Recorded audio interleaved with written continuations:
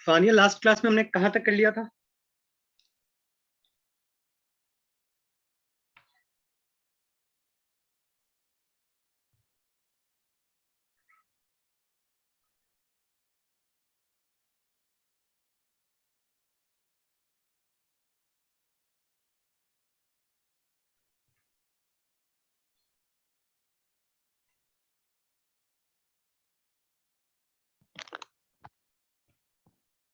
Last class हमने कहाँ तक कर लिया था बेटा? Good evening sir. Last class ploidy तक किया था, प्लॉइडी कॉन्सेप्ट। तो आईडी कॉन्सेप्ट समझा दिया था मैंने। Are you comfortable in Hindi? Yes sir, comfortable. Okay, ठीक है। तो हमने फ्लूइडी आपको क्रोमोसोम समझा दिया था ना मैंने, कि क्रोमोसोम क्या होते हैं। जी सर। ठीक है, now we have to talk about prophase, है ना? फ्लूइडी। अच्छा, क्वेश्चन कराया था कोई फ्लूइडी के बाद? चलिए एक क्वेश्चन देता हूं मैं आपको, ठीक है? आंसर बताएंगे आप। इन डिप्लॉयड प्लांट सेल,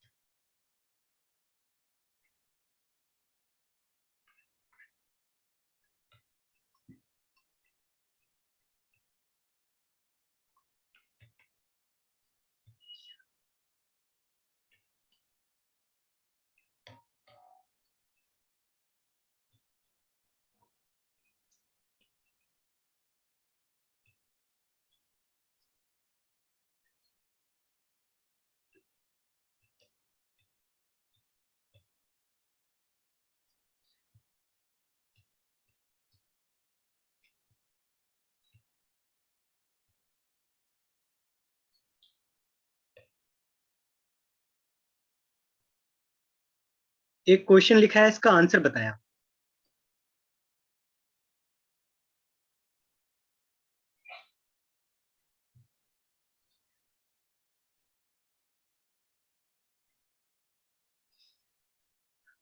रिवाइज कर रखा है या मैं आपको रिवाइज करवाऊं? आपने रिवाइज कर किया है या मैं आपको रिवाइज दिलवाऊं? चीजें याद है पिछले क्लास की?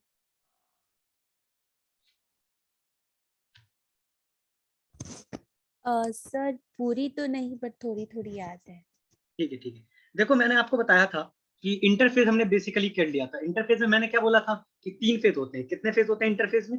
आपको मैंने बताया था, ठीक है? कुछ इस तरह से मैंने आपको बोला था कि इंटरफेज में, काफी दिन हो गए ना हमारे क्लास को। ये मैंने जी बोला सर। था एम फेज, और यहाँ पर मैंने बोला था आपको G1 phase, this will be R S phase, और यहाँ पर मैंने बोला था G2 फेज, है ना? यहाँ पर सेल के अंदर अगर क्रोमेटिन मटेरियल है ना, तो यहाँ पर इनिशियल अमाउंट को हमने बोला था 2C। इनिशियल डीएनए के अमाउंट को हमने क्या बोला था? 2C। एस फेज में क्या होता है? डीएनए डबल हो जाता है। तो यहाँ पर 2C से एंटर किया है तो कहाँ पर पहुंचेगा? 4C हो जाएगा अमाउंट। और G2 में क्या हो गया है? डीएनए डबल हो गया, तो यहाँ पर अमाउंट कितना होता होगा? 4C। G1, यहाँ पर इस क्रोमेटिन को अगर मैं क्रोमोसोम में कन्वर्ट करूं तो ये क्रोमोसोम कैसा दिखेगा? इस तरह का क्रोमोसोम दिखेगा, ठीक है? अगर G2 में क्रोमोसोम को कंडेंस करूं तो किस तरह का क्रोमोसोम दिखेगा? किस तरह का क्रोमोसोम दिखेगा? Let me draw it. कुछ इस तरह का, 2 क्रोमेटिड वाला। कितने क्रोमेटिड है इसमें? इसमें कितने क्रोमेटिड है बेटा? 2 क्रोमेटिड, है ना? और इसमें कितने क्रोमेटिड है बेटा? 1 क्रोमेटिड, 1 क्रोमेटिड। अच्छा एक बात बताओ, क्रोमोसोम विजिबल कहां पर होता है? क्रोमोसोम तो विजिबल कहां पर होता है बेटा? एम फेज में होता। कहां पर विजिबल है? एम फेज में। लेकिन मैं यहाँ पर क्या बोल रहा हूँ? फोर्सफुली कंडेंस करो। तो फोर्सफुली कंडेंस करेंगे तो ये कैसा क्रोमोसोम दिखेगा? 1 क्रोमेटिड वाला। और G2 में कंडेंस करेंगे तो कितना क्रोमेटिड वाला? 2 क्रोमेटिड वाले। ये कितने, ये आर्म है, कितने आर्म टोटल दिख रहे हैं यहाँ पर? 1 2 3 4, 4 आर्म दिखते हैं। यहाँ पर कितने आर्म दिख रहे हैं? 2 आर्म्स। 2 आर्म्स, है ना? तो अगर मैं यहाँ पर बात करूं कि जीवन डिप्लॉयड प्लांट से, डिप्लॉयड का मतलब क्या होता है बेटा? डिप्लॉयड का मतलब क्या है? एक जैसे कितने क्रोमोसोम?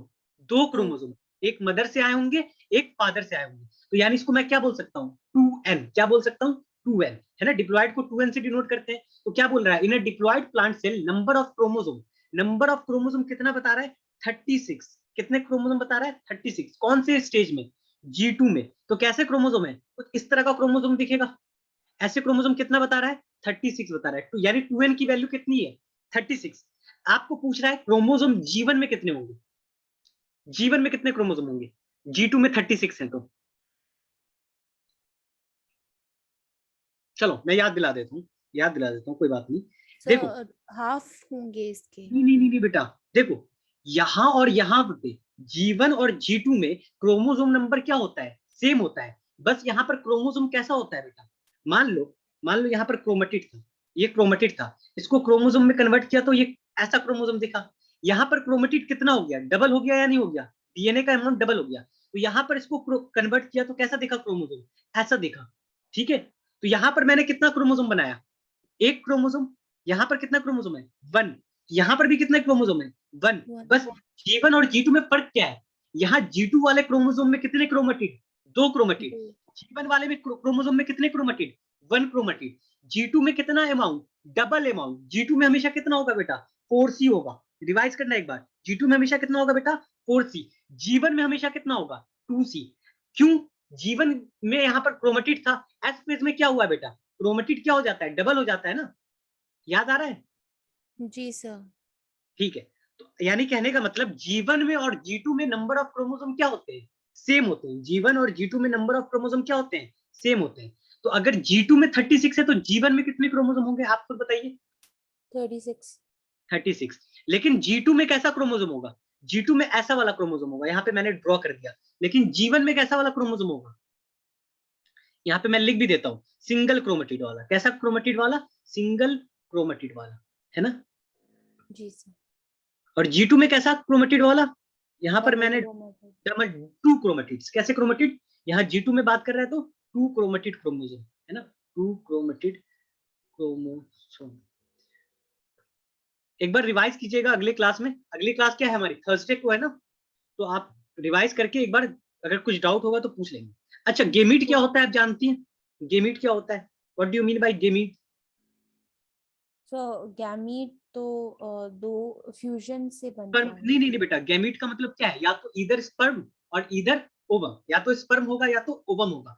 तो आपने पढ़ा होगा कि अगर 46 क्रोमोसोम होते हैं मेल में, कितने क्रोमोसोम, 46 क्रोमोसोम। तो ये गेमीट बनाता है यानी स्पर्म बनाता है, तो क्रोमोसोम नंबर कितने हो जाते हैं, आधे हो जाते हैं या नहीं हो जाते हैं। नहीं याद आ रहा है तो मैं आपको बताता हूँ, हमारे में कितने क्रोमोसोम, 46। 46 46। क्रोमोसोम मेल में, मेल क्या बनाएगा, स्पर्म बनाएगा, ठीक है। और 46 क्रोमोसोम किसमें, 46 क्रोमोसोम किसमें बेटा, फीमेल में। फीमेल। किसमें बेटा, फीमेल में। अच्छा एक बात बताओ, 46 क्रोमोसोम फीमेल क्या बनाएगी, ओवम बनाएगी, है जी। ना। जी, वेरी गुड। तो फीमेल ओवम बनाएगी। अगर 46 क्रोमोसोम ही चले गए ओवम में, 46 से 46 क्रोमोसोम चले गए, और स्पर्म में मान लो कितने क्रोमोसोम चले गए, 46 चले 20। गए, मान लो 46 चले गए, ठीक है। तो ये दोनों जब फ्यूज करेंगे, दोनों फ्यूज करते हैं ना, स्पर्म और ओवम, याद आ रहा है आपको, 10th में जी पढ़ा सर। होगा। तो ये दोनों मिलके कितने बन जाएंगे, 46 प्लस 46, 92, है ना। 92। क्या, लेकिन हम लोग की बॉडी में कितने क्रोमोसोम होते हैं, 92 होते हैं या 46। 46 होते हैं। 46। तो यानी ये 46 क्रोमोसोम क्या होता होगा, गलत है। यानी 46 का क्या बनता होगा, आधा बनता होगा, 23 क्रोमोसोम आता होगा। अगर मैं 23 क्रोमोसोम आए इसमें स्पर्म में, और अगर ओवम में 23 क्रोमोसोम आए, है ना, तो ये 23 और 23 मिलके क्या बनाएंगे, 46 बनाएंगे। तो 46 ये वाला मेथड सही है या ये वाला मेथड सही है। 46 वाला मेथड। हाँ, यानी क्रोमोसोम, गेमीट में क्रोमोसोम नंबर क्या होते हैं नहीं मालूम था, तो गेमीट में क्या होते हैं, क्रोमोसोम नंबर क्या हो जाते हैं, आधा। यानी अगर 2n है, ये आधा का मतलब क्या है, 2n है 36, तो आधा का मतलब क्या हो गया, 18, है 18। ना, 18। तो गेमीट हमेशा कैसे होते हैं, गेमीट हमेशा कैसे होते हैं, मैं यहाँ पे लिख देता हूँ, हमेशा कैसे होते हैं, एन होते हैं। एन का मतलब क्या है, यानी अगर 2n है तो उसको क्या कर दो, आधा कर दो। अगर 3n है तो उसको क्या कर दो, अगर 3n इज इक्वल टू 36 होता तो क्या करते, n इज इक्वल टू क्या हो जाता, 36/3 हो जाता, ठीक है। तो हमेशा गेमीट कैसा होता है, याद रखो, गेमीट कैसा होता है, n होता है। n का मतलब क्या होता है बेटा, हैप्लॉइड। n का मतलब क्या होता है, हैप्लॉइड। 2n का मतलब क्या होता है बेटा, 2n का मतलब क्या होता है, डिप्लॉयड। डिप्लॉइड। बताया था मैंने पिछले क्लास में शायद से। जी सर। हैप्लॉइड का मतलब क्या है? One chromosome responsible for one character. Diploid का मतलब क्या है? Two chromosome responsible for two character, one character sorry. Amount of DNA जीवन में कितना होगा? अमाउंट क्या होगा जीवन में? सर जीवन में 2C। Very good, 2C। और G2 में कितना होगा? हमेशा G2 में 4C। कितना होगा बेटा? 4C। Very 4C। गुड। अच्छा, क्रोमेटिड कितने होंगे जीवन में? जीवन में सर 36। Very good, 36। और G2 में कितने होंगे? सर 36 का डबल 9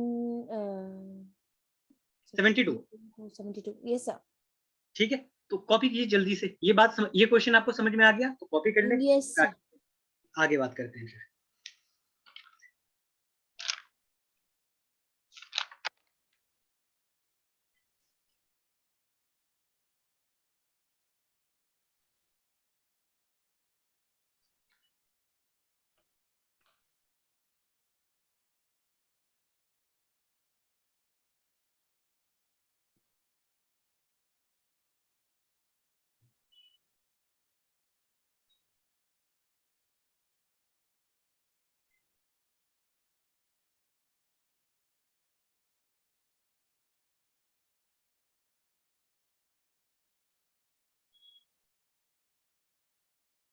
हो गया सर। हो गया, चलिए आगे बात करते हैं। ठीक है, जी नॉट स्टेज क्या होता है ना? G naught stage, G naught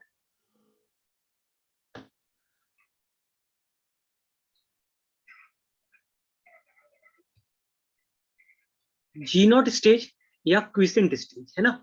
G naught stage या क्विसेंट स्टेज। ठीक है,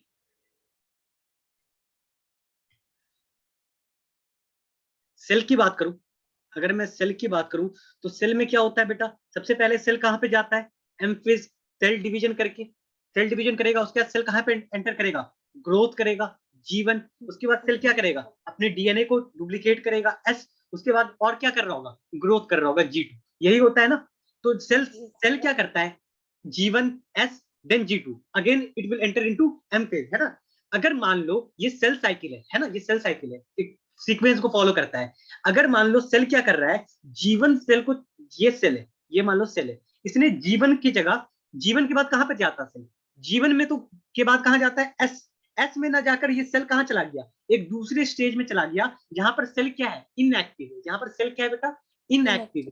उस स्टेज को हम क्या बोल रहे हैं? जी नॉट स्टेज बोल रहे हैं। क्या बोल रहे हैं? जी नॉट स्टेज। अच्छा, जी नॉट से वापस सेल कहां जा सकता है? जीवन में वापस एंटर कर सकता है, और जब जीवन में एंटर करेगा तो वो again it will continue its cell cycle. कहने का मतलब क्या बोल रहा हूं? कभी कभी सेल सेल साइकिल को एग्जिट कर जाता है और इनएक्टिव स्टेज में पहुंच जाता है। कहां पहुंच जाता है? It will enter in inactive stage. That inactive stage is known as G nought और क्विसेंट स्टेज, है ना? तो मैं क्या बोल रहा हूं? Cell exit cell cycle, cell exit exit cell cycle, cell cycle and enter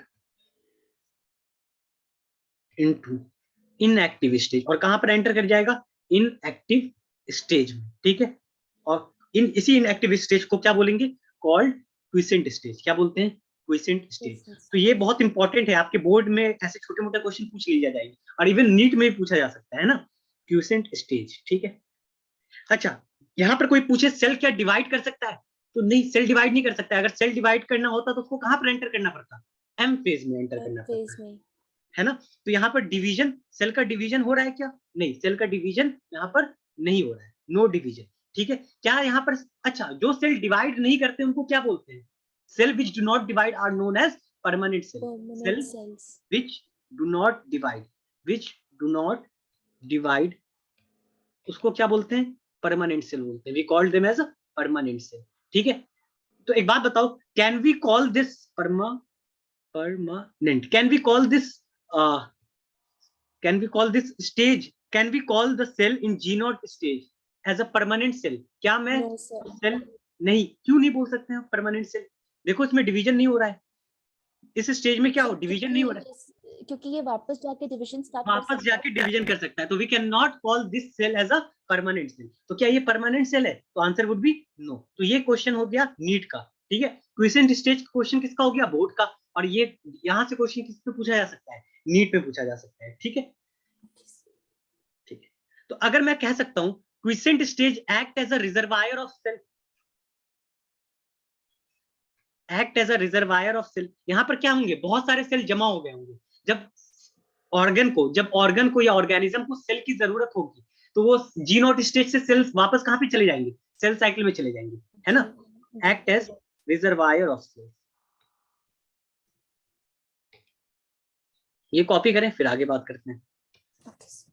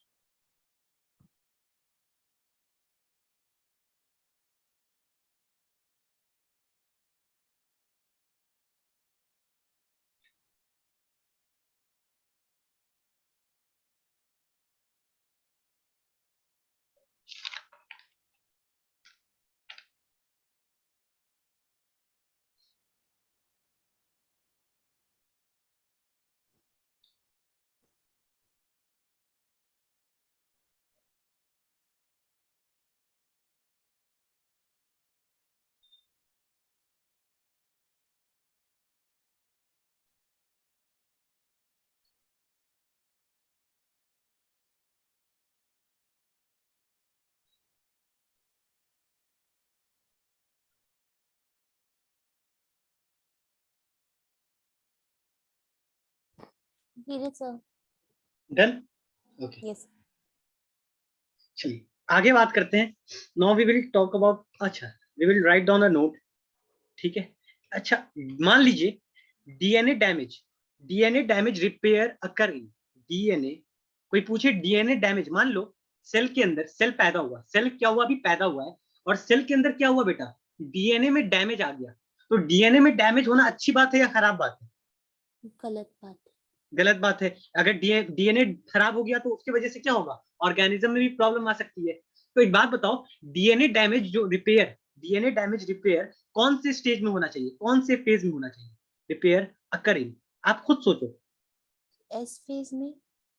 बेटा। देखो सोचो, अगर मान लो यहां पर डीएनए डैमेज हुआ है, यहां पर मान लो डीएनए डैमेज हुआ है, ठीक है। अगर एस फेज में चला गया, मान लो, या यहाँ पर सेल पैदा हुआ है, कहीं पे भी डीएनए डैमेज हो गया, सेल पैदा होते के साथ डीएनए डैमेज हो गया, अगर बेटा एस फेज में चला गया, तो एस फेज में क्या होता है? डीएनए डबल होता है या नहीं होता है? डबल होता है। तो अगर खराब डीएनए, डीएनए डैमेज का मतलब क्या है? डीएनए खराब हो चुका है, तो वो जो डबल हुआ होगा वो भी कैसा डीएनए बना होगा? खराब।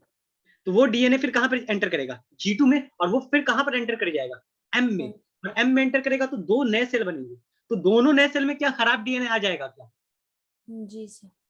तो क्या एस फेज से पहले पहले डीएनए को डैमेज को ठीक करना जरूरी है, या एस फेज में गया तो समझ लो आगे सेल में भी क्या हो जाएगा? खराब डीएनए चला जाएगा। तो क्या एस फेज से पहले डीएनए डैमेज को हमने ठीक करना होगा? Yes sir. तो डीएनए डैमेज कहां पर रिपेयर होगा?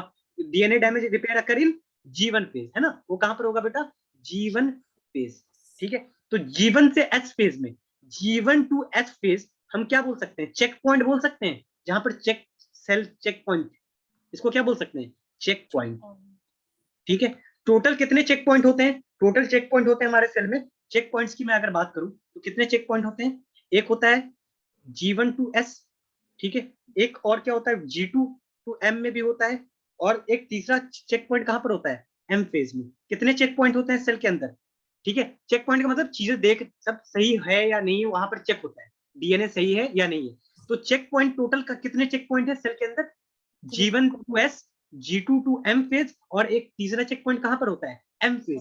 कोई पूछे किस चेक पॉइंट में डीएनए डैमेज रिपेयर होता है, तो किस चेक G1। पॉइंट में डीएनए डैमेज होता है? G1 to S वाले में। आई बात समझ में? जी सर। कॉपी कीजिए।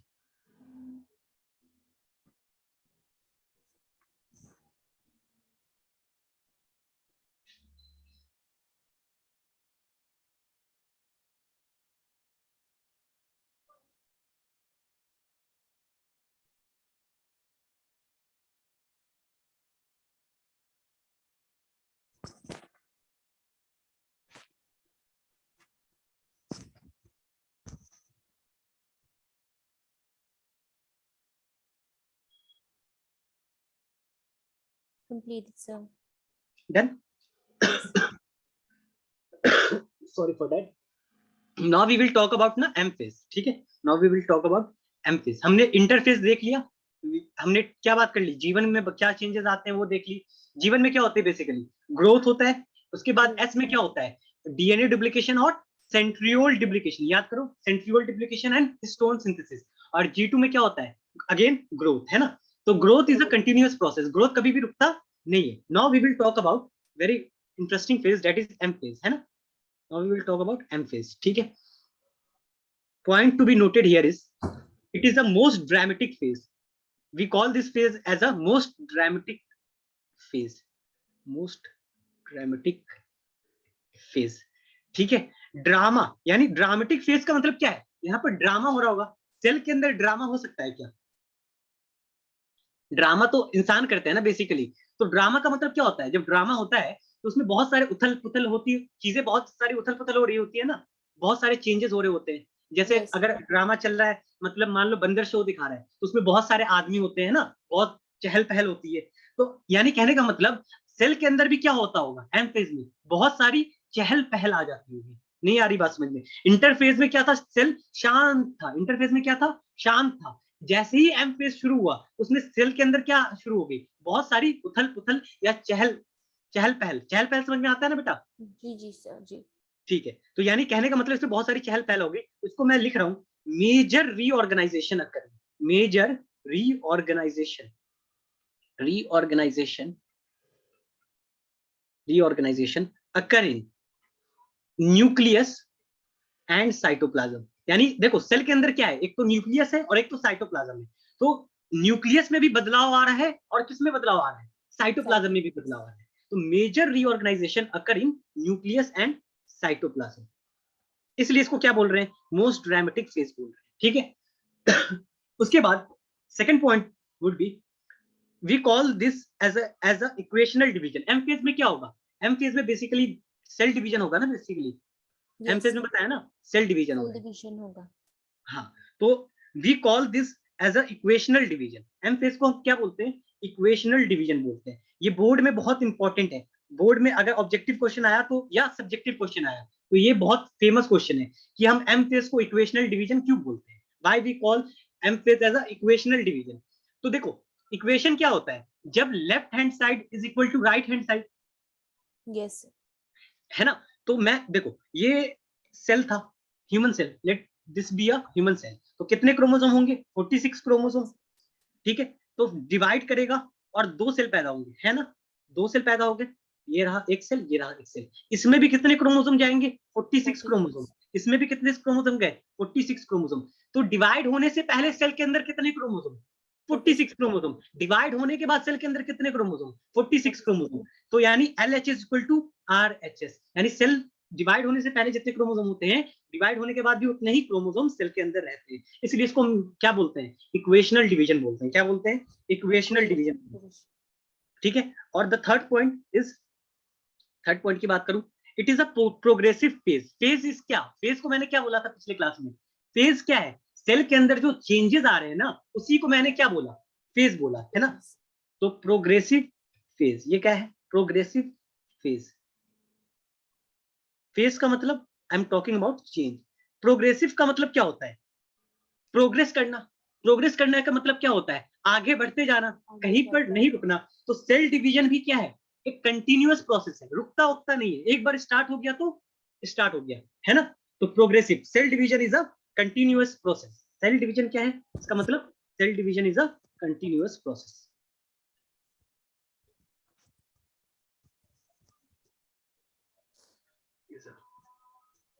Continuous process. कॉपी कीजिए.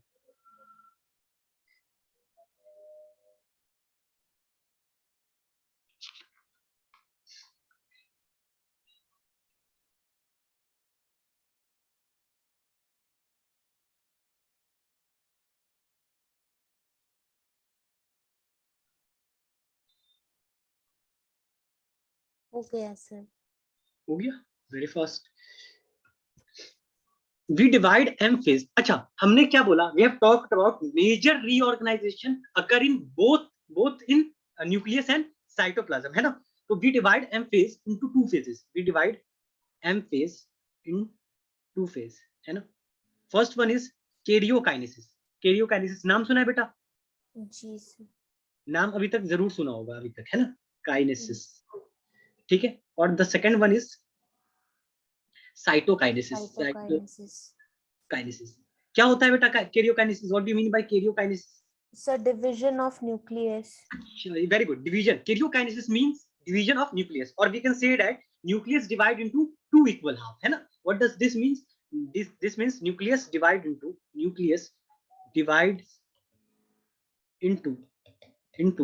two equal half. Nucleus divide into two equal half. And what does cytokinesis means?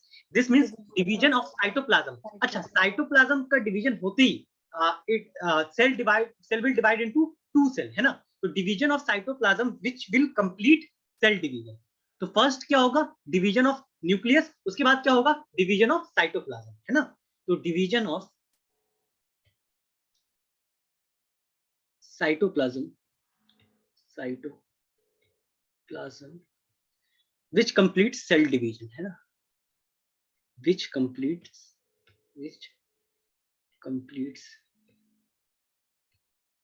cell division. We divide karyokinesis in various phases, है ना? We divide the changes occurring in karyokinesis in various phases. The first phase is prophase, ठीक है? Then metaphase, anaphase, very good, anaphase, and finally telophase, है ना? Anaphase, and last one is telophase, ठीक है? अच्छा, आपके लिए नीट के लिए क्वेश्चन ये इंपॉर्टेंट बन जाता है नीट के लिए, है ना? द लॉन्गेस्ट, इनमें से लॉन्गेस्ट कौन सा है? Prophase, very good. पढ़ा था, तुक्का मारा? पढ़ा था। अच्छा, ठीक है। अच्छा, ये बताओ, न्यू ईयर रिजोल्यूशन लिया आपने कुछ? अभी तक नहीं लिया। अभी तक नहीं लिया? अच्छा, लेना तो बताना जरूर। वही बच्चे बताते हैं, यस सर इस बार अच्छे से पढ़ाई करनी है, उसके बाद कुछ दिनों के बाद पढ़ाई लिखाई। वो नहीं होता सर, वो होता ही नहीं है। वो होता ही नहीं है, ठीक है। देखो, जितना ज्यादा फ्री कर दोगे ना चीजों को, उतना ज्यादा क्या हो जाती है, आसान हो जाती है। बच्चे पढ़ाई को क्या सोचते हैं, बहुत डिफिकल्ट है, ठीक है। तो सबसे लंबा क्या होता है बेटा? प्रोफेज। उसके बाद कौन सा होता है? टीलोफेज। उसके बाद आता है मेटा। उसके बाद आता है एनाफेज। आपको याद क्या रखना है? लॉन्गेस्ट इज अ प्रोफेज और शॉर्टेस्ट इज एनाफेज, है ना? तो बस ये याद रखना है, ठीक है। इतना कॉपी कीजिए, फिर हम आगे बात करते हैं।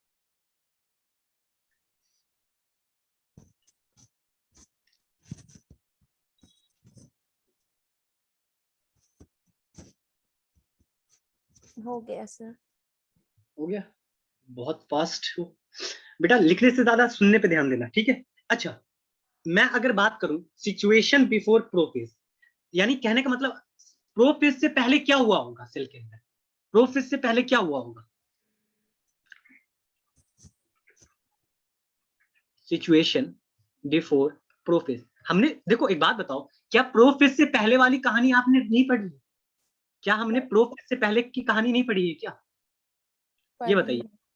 हाँ, तो हमने प्रोफेज से पहले क्या देखा था, क्या हुआ था? देखते हैं।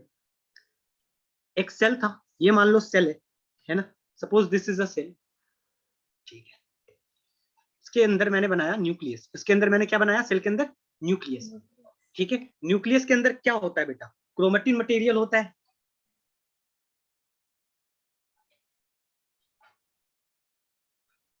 क्रोमेटिन मटेरियल न्यूक्लियस के अंदर होता है या नहीं होता है? ठीक है। क्या क्रोमेटिन मटेरियल डबल हो गया है? जी सर।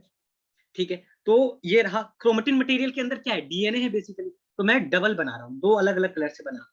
तो मैं इसको कह सकता हूँ DNA becomes double but intertwine, है ना? डीएनए क्या हुआ है? DNA becomes double. डीएनए क्या हो चुका है? Becomes double but intertwine. लेकिन आपस में क्या हुए? उलझे हुए। अरे धागा क्या होता है? हमेशा उलझा रहेगा ना? जी। Intertwine, but intertwine. उसके अलावा और क्या मैंने बताया था? उसके अलावा मैंने बोला था कि इस तरह का एक स्ट्रक्चर बनाना है। बहुत गंदा दिख रहा है, let me draw it one more time. इस तरह का स्ट्रक्चर क्या बोलते हैं इसको, अभी जो बनाया मैंने? सेंट्रियोल। सेंट्रियोल बोला था, है ना, जो कि किसका बना होता है? माइक्रोट्यूब्यूल का। और माइक्रोट्यूब्यूल किसका बना होता है? ट्यूबुलिन प्रोटीन का। ये एक सेंट्रियोल और ये मैंने बनाया दूसरा सेंट्रियोल। इस स्ट्रक्चर को क्या बोलते हैं जब दो सेंट्रियोल ऐसे perpendicular arrange? Centrosome. Centrosome, very good. तो सेंट्रोसोम भी क्या हो गए? डबल हो गए। सेंट्रोसोम तो डबल हो गया था ना प्रोफेज से पहले। जी सर। तो ये हमारी सिचुएशन थी प्रोफेज से पहले। अब हम देखते हैं कि प्रोफेज में क्या होगा। अब हम देखते हैं क्या कि प्रोफेज में क्या होगा। ठीक है, ready? Now we will talk about prophase. Prophase, ठीक है। अच्छा एक बात बताओ, देखो ये जो क्रोमेटिन मटेरियल है, इसको देखो, ये धागा है ना, इसको मैं पिछले पेज में ही बताता हूँ। ये धागा है ना, ये धागा है ना। इस धागे को मैं अगर कंडेंस करूं, क्या करूं?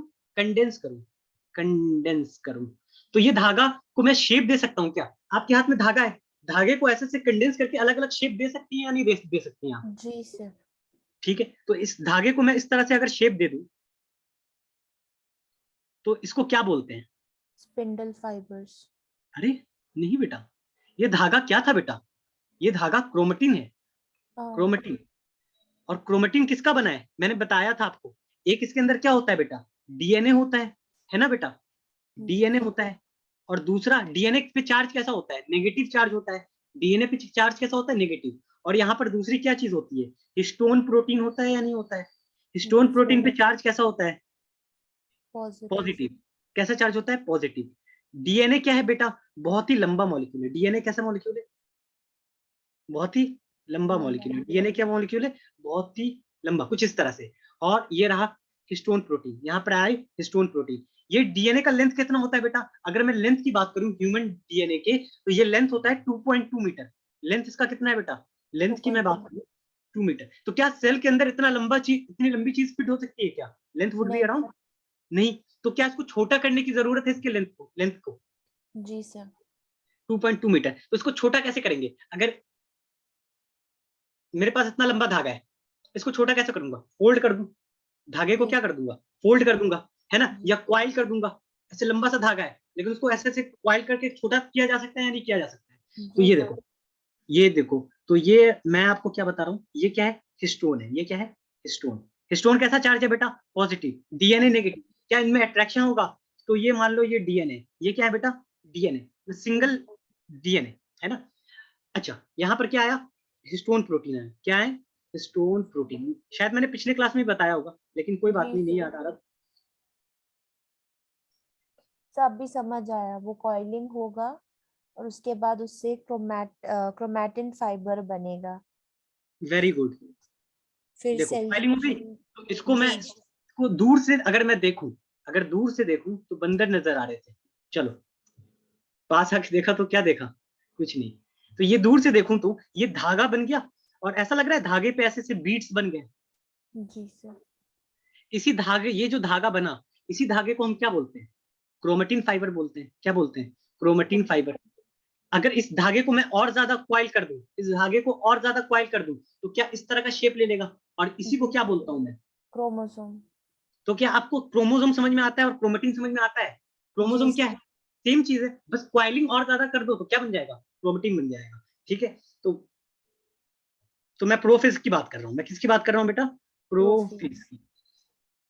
तो क्रोमेटिन स्टार्ट टू कंडेंस, यहां पर क्या होगा बेटा? Chromatin start to condense. Chromatin start to condense. Chromatin क्या करेगा? कंडेंस होना शुरू कर देगा। क्रोमेटिन क्या कर देगा? कंडेंस होना शुरू कर देगा। और जो सेंट्रोजोम है वो क्या है बेटा? सेंट्रोजोम बताया था, जो बना था आपका सेंट्रोजोम, जी सर। वो दोनों अपोजिट पोल पे जाने लगेंगे। सेल के एक ऊपर और एक नीचे, दो नीचे। पोल होते हैं ना बेटा, है ना। जी तो सर। सेंट्रोजोम जो है किसमें? सेंट्रोजोम बेटा सिर्फ एनिमल सेल में पाया जाता है, याद रखिएगा। आपने पढ़ा होगा अपने सेल चैप्टर में, centrosome yes. Are found only in animal cell. तो मैं ब्रैकेट में एनिमल सेल लिख देता हूँ। सेंट्रोसोम एनिमल सेल में move to opposite pole, will move to opposite pole. Centrosome कहां पर मूव करने लगेंगे? अपोजिट पोल में मूव करने लगेंगे, ठीक है। उसके बाद सेंट्रोसोम से क्या अराइज हो जाएगा? Spindle fibre arise. सेंट्रोसोम से क्या अराइज होगा? सेंट्रोसोम से तीसरा point would B spindle fibre will arise. Spindle, अच्छा स्पिंडल फाइबर किसका बना होता है बेटा? डीएनए का होता है। नहीं, बहुत कंफ्यूज हो गए। डीएनए, क्रोमोसोम तो अलग चीज है। उसके बाद मैं क्या बोल रहा हूँ, सेंट्रोसोम एक अलग चीज था, है ना, सेंट्रोसोम अलग चीज था। इसपे से ना बेटा, ये देख रहे हो बेटा, ये इससे ना धागे लाइक स्ट्रक्चर बनेगी, थ्रेड लाइक स्ट्रक्चर बनेगा। क्या बनेगा बेटा? ये थ्रेड लाइक स्ट्रक्चर बनाएगा। उसी को क्या बोल रहे हैं बेटा? आपको स्पिंडल फाइबर बोल रहे हैं। क्या बोल रहे हैं? Spindle fibre. तो spindle fibre thread like structure क्या है बेटा? Thread like structure. मैंने आपको बताया था कि सेंट्रोसोम भी किसका बना है? माइक्रोट्यूब्यूल का। और स्पिंडल फाइबर भी किसका बना है? माइक्रोट्यूब्यूल का। और माइक्रोट्यूब्यूल क्या होते हैं बेटा? ट्यूबुलिन प्रोटीन से बने हुए स्ट्रक्चर होते हैं। क्या? Tubulin protein.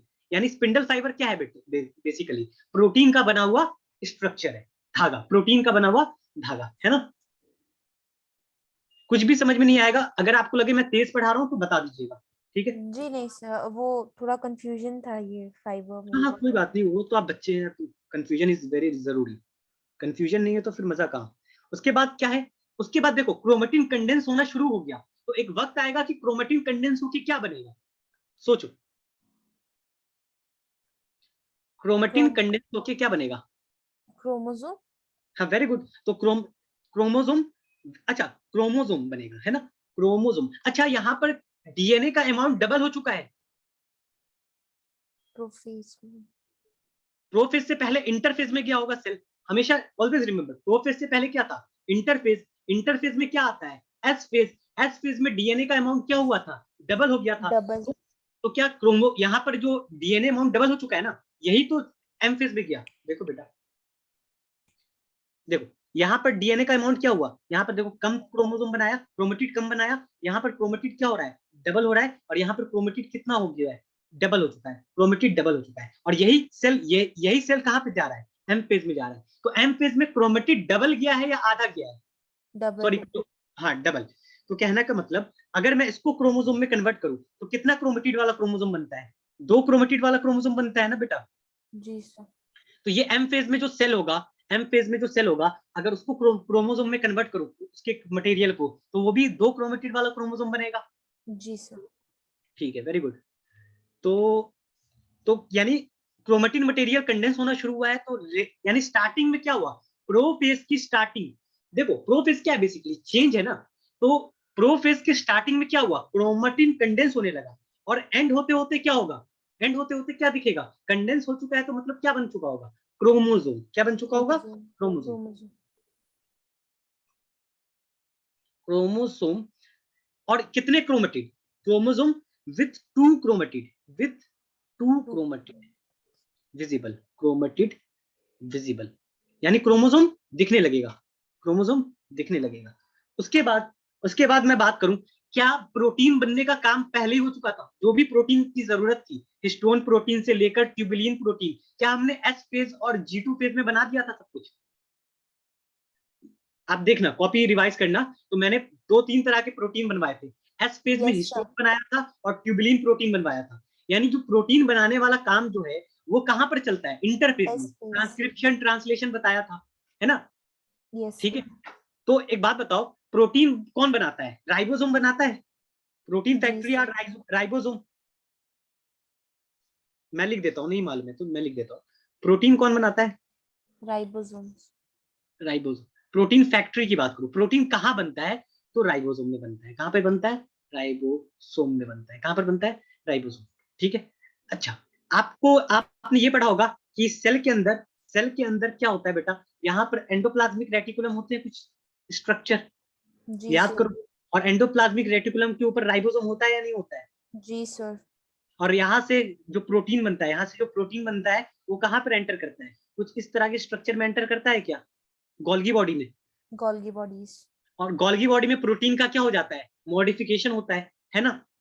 जी प्रोटीन का सर। क्या होता है गोल्गी बॉडी में? मॉडिफिकेशन होता है। अच्छा, ये जो राइबोसोम है ये किसका बना होता है? मेड अप ऑफ, राइबोसोम किसका बना होता है? Made up of rRNA. कौन किसका बना होता है बेटा? RR आरआरएनए नाम की चीज होती है। जैसे डीएनए होता है ना बेटा, उसी तरह क्या होता है? आरएनए होता है। और ये आरआरएनए कौन बनाता है? आरआरएनए फॉर्म बाई, कौन बनाता है बेटा? न्यूक्लियोलस। राइबोस नहीं नहीं, न्यूक्लियोलस। न्यूक्लियोलस बनाता है। कौन बनाता है? न्यूक्लियोलस। तो एक बात बताओ, क्या ये न्यूक्लियोलस जरूरी है प्रोटीन के लिए? प्रोटीन बनाने के लिए क्या न्यूक्लियोलस जरूरी है? जी सर। क्योंकि न्यूक्लियोलस होगा तभी क्या बनेगा? आरआरएनए। RR आरआरएनए बनेगा तो क्या बनेगा? राइबोसोम। और राइबोसोम होगा तो क्या बनेगा? वो प्रोटीन फैक्ट्री, जहां पर जाके प्रोटीन बनेगा। तो एक बात बताओ, प्रोटीन बनाने के लिए क्या एंडोप्लाज्मिक रेटिकुलम की जरूरत है? काम आता है जी एंडोप्लाज्मिक रेटिकुलम। जी सर। गोल्गी बॉडी भी काम आता है और जी न्यूक्लियोलस भी काम आता है। लेकिन एक बात बताओ, सेल में अभी प्रोटीन बनाने की जरूरत है? नहीं। नहीं सेल अभी क्या कर रहा है? डिवाइड कर रहा है। तो क्या मैं एंडोप्लाज्मिक रेटिकुलम, है ना, गोल्गी बॉडी, और क्या बेटा?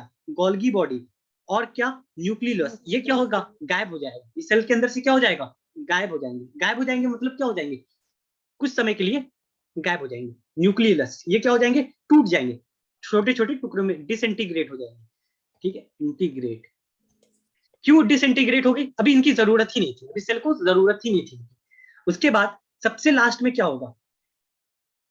Nuclear membrane. क्या होगा बेटा? Nuclear membrane disintegrate. Nuclear membrane क्या हो जाएंगे? Dis disintegrate. यानी ये जो मैंने बताया है, ये पॉइंट कहां पर होगा? स्टार्टिंग में, प्रोफेज के स्टार्टिंग में होगा। तो मैं यहाँ पे लिख देता हूं, ये कहां पर हो रहा है? Early prophase. कहां पर हो रहा है? Early prophase. प्रोफेज। ठीक है। और ये कहां पर हो रहा है? ये कहां पर हो रहा है? ये दो point late prophase. Late prophase. अच्छा, मैं पूछूं क्रोमोसोम कौन से फेज में दिखता है? प्रोफेज में दिखता है, मेटाफेज में दिखता है, एनाफेज में दिखता है, टीलोफेज में दिखता है क्रोमोसोम? सर प्रोफेज में। देखो, प्रोफेज में बना है। प्रोफेज में क्या है, एक चीज याद रखो, जहां पर बन रहा है ना, उसके बाद वाले फेज में अच्छे से दिखेगा। तो कोई पूछे क्रोमोसोम क्लियरली विजिबल है, मेटाफेज। आ रही बात समझ में? क्रोमोसोम फॉर्म्ड इन प्रोफेज, अच्छे से विजिबल कहां पर होगा? अच्छे से कब दिखेगा? कौन से फेज में दिखेगा? मेटाफेज सर में। हम्म। सर G2 से तो क्रोमोसोम आ रहा है ना। किससे? नहीं नहीं नहीं बेटा, यहां पर मैं क्या बोल रहा था कि जो क्रोमोसोम का कंडेंसेशन, क्रोमोसोम बनेगा कैसे? जब क्रोमेटिन क्या करेगा? कंडेंस करेगा, है ना? तो जी देखो सर। यहां पर जो मैंने क्वेश्चन, ये ना नीट वगैरह में क्वेश्चन पूछ लिया जाता है। यहां पर जीवन में क्या है? क्रोमेटिन है। यहां पर क्या है बेटा? क्रोमेटिन। यहां पर है क्या बेटा? क्रोमेटिन। यहां पर भी क्या है बेटा? क्रोमेटिन है। ठीक है। क्रोमोसोम कहां पर दिखेगा? तो कहां पर दिखेगा? एमपीएस के प्रोफेज में दिखेगा।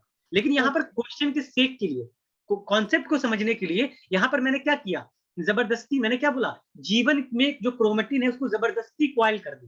तो जबरदस्ती क्वाइल कर देंगे तो क्या बनेगा? वो क्रोमोसोम बनेगा। है ना? लेकिन क्या जीवन में क्रोमोसोम दिखते हैं? क्या जीवन में क्वाइलिंग होती है? नहीं। क्या नहीं। जीटू में क्वाइलिंग होती है? नहीं। नहीं। क्वाइलिंग कहां पर होती है? एम फेज में। एम फेज के प्रोफेज में। आई बात समझ में? Okay sir. ठीक है। तो अब मैं डायग्राम से समझाता हूं। अब मैं किससे समझाता हूं बेटा? डायग्राम से।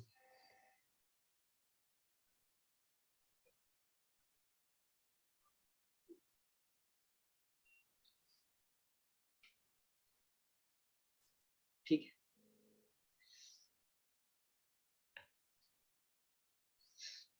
देखो, अर्ली प्रोफेज में क्या हो रहा होगा? ये रहा न्यूक्लियस। अर्ली प्रोफेज में क्या रहा? न्यूक्लियस। और क्रोमोसोम धीरे धीरे दिखने भी लगेंगे, है ना? ये क्रोमोसोम दिख भी रहे। ठीक है। और सेंट्रियोल कहां पर मूव कर रहा होगा? Towards the poles. ये टुवर्ड्स दी पोल, ये यहां पर आने की कोशिश करेगा। और सेंट्रियोल, दूसरा सेंट्रियोल भी अपना कहां पर जाना चाह रहा होगा? पोल की तरफ मूव कर रहा होगा, है ना? ये यहां पर मूव करेगा। तो ये क्या है बेटा? ये कौन सा डायग्राम है? ये वाला जो डायग्राम है, ये किसका डायग्राम है? Early prophase. किसका डायग्राम है? Early prophase. और ये वाला जो डायग्राम मैं बना रहा हूं, ये किसका बनाऊंगा? Late prophase. लेट प्रोफेज में क्या होगा बताओ? लेट प्रोफेज में क्या होगा? अच्छा, यहां पर मैं एंडोप्लाज्मिक रेटिकुलम भी बना दूं क्या? चलो बना देता हूं ताकि आपको कॉन्सेप्ट डायग्राम से भी याद रहे, है ना? एंडोप्लाज्मिक रेटिकुलम भी दिखेगा, इस पे राइबोसोम भी बना देते हैं। क्या बना देते हैं? चलो मैं राइबोसोम कलर से बना देता हूँ।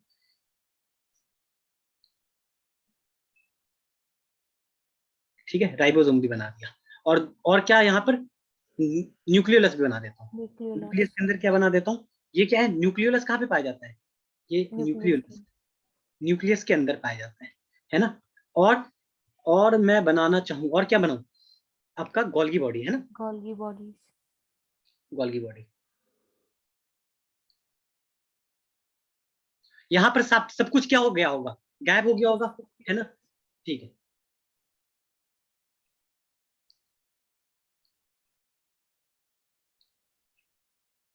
ये रहा सेंट्रोसोम, है ना, नीचे भी सेंट्रोसोम। अब देखो, ये सेंट्रोसोम के अराउंड ना क्या बन जाते हैं? माइक्रोट्यूब्यूल अरेंज हो जाते हैं। क्या अरेंज हो जाते हैं? माइक्रोट्यूब्यूल। क्या अरेंज हो गए? माइक्रोट्यूब्यूल। ये क्या है? ये है माइक्रोट्यूब्यूल। माइक्रोट्यूब्यूल क्या है? ट्यूब लाइक स्ट्रक्चर है। क्या है? ट्यूब लाइक स्ट्रक्चर है, जो किसका बना है? ट्यूबिलिन प्रोटीन का। किसका बना है? ट्यूबिलिन प्रोटीन का। ट्यूबिलिन प्रोटीन का। ठीक है, अच्छा। तो ऐसा ये जो स्ट्रक्चर बना ना, पहले सेंट्रोसोम था, लेकिन अब सेंट्रोसोम के अराउंड क्या आ गया? माइक्रोट्यूब्यूल। तो ये जो स्ट्रक्चर दिख रहा है आपको, इसको बोलते हैं एस्टर। क्या बोलते हैं बेटा? एस्टर। यहां पर भी क्या बनेगा बेटा? ये क्या होगा? एस्टर। क्या होगा? एस्टर। ठीक है, अच्छा। अब मैं यहां पर न्यूक्लियर मेम्ब्रेन को ब्रेक टूटा हुआ दिखा दूं? जी सर। टूट रहा है न्यूक्लियर मेम्ब्रेन, क्या हो रहा है? टूट रहा है ना। अच्छा, और अंदर क्या बन चुका होगा? क्रोमोसोम।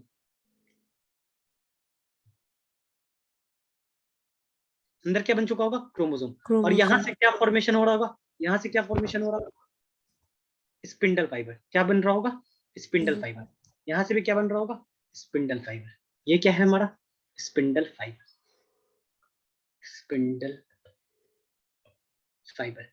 क्या आपको प्रोफेस समझ में आता है? आप लेट ज्वाइन किया आज आपने। ये भी किसका बना है? प्रोटीन। ज्वाइन तो पहले किया था, पर एडमिट नहीं किया किसी ने। अच्छा अच्छा अच्छा, ठीक है, कोई बात नहीं। कहाँ से लिखना है बेटा आपको? सर यहाँ से हो गया मेरा लास्ट स्लाइड। अच्छा, ये कॉपी कर लीजिए।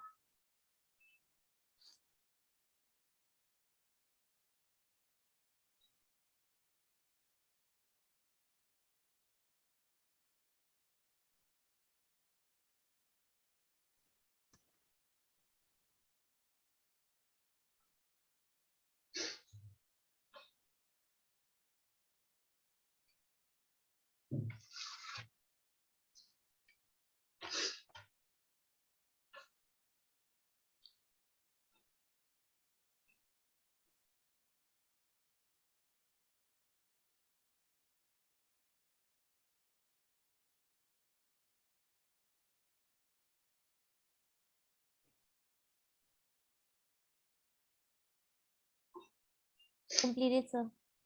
Completed. I have been told कि आज 1 ही घंटे की क्लास होगी आपकी, तो आज यहीं पे एंड करते हैं चीजों को। जी सर। ठीक है, चलिए, you can leave thank you बेटा। सर। वेलकम।